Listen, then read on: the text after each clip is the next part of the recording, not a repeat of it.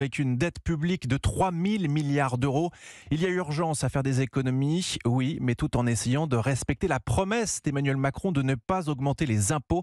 Pas question donc de toucher à la TVA, à l'impôt sur le revenu ou sur les sociétés. À la place, Bercy devrait augmenter certaines taxes.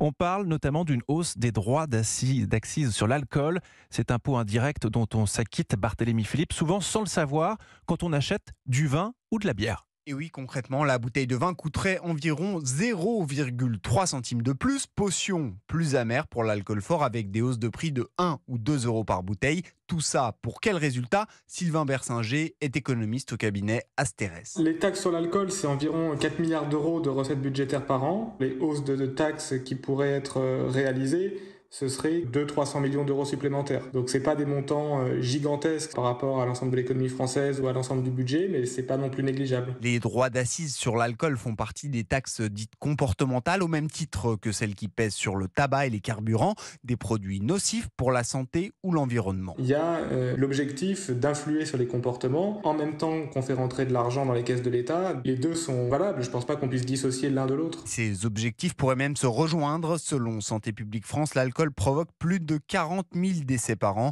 Et en 2019, la prise en charge des malades a coûté près de 8 milliards d'euros à la collectivité. Barthélémy Philippe du service économie d'Europe 1.